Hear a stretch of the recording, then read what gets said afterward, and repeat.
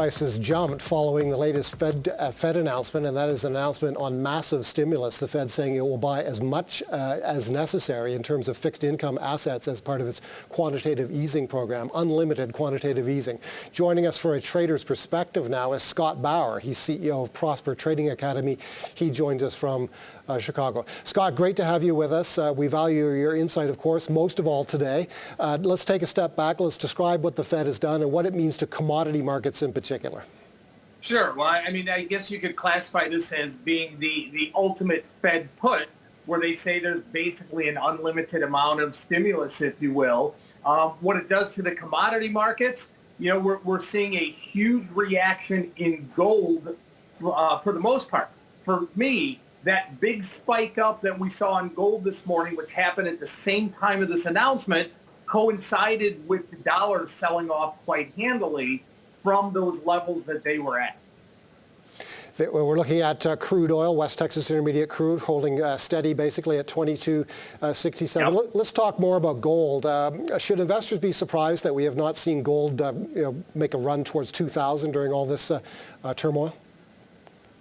Not so much, because the sell-off, if you will, that we saw in gold over the last week, maybe 5-6 trading days, it wasn't as much that it wasn't a flight to quality that people always flock into. It was really more of a liquidation. So people were liquidating gold positions to cover margin elsewhere. So this really could continue. I don't know that we're going to get to 2,000, but this rally now really could continue. And what about the oil market? There's so many moving pieces to the oil market, not the least of which is the standoff between Saudi Arabia and Russia. Texas now getting thrown into that mix as well. Talk to us about what you see coming in the midterm in oil. Absolutely. And what's really interesting is last week, Brent and West Texas were almost even. I mean, they traded within pennies of one another. Now it's back to about a $3.50 premium for Brent.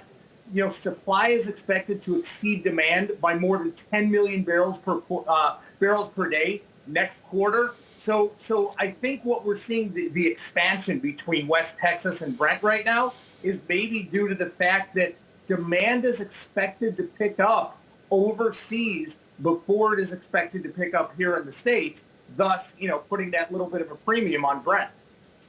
We showed our viewers a couple of moments ago a graph on the price of copper. It looks similar to many other graphs. It has headed south in a big way recently. Copper is most commonly understood. There it is again. Copper trading at $2.09 per pound. Copper is commonly understood as a forecast, a general forecast on the state of the global economy and what the market expects over the next year in the global economy. Is that the right way to be looking at copper right now?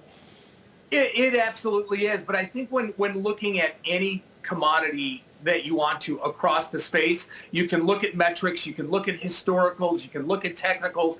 All of that does have to be taken, with a little bit of, okay, this is a one-off or that black swan event. However, you look at copper, like you said, that is, widely used as that global benchmark for global economy. Home builders use it. China, I believe, is the biggest consumer of copper, and, it looks pretty poor right now.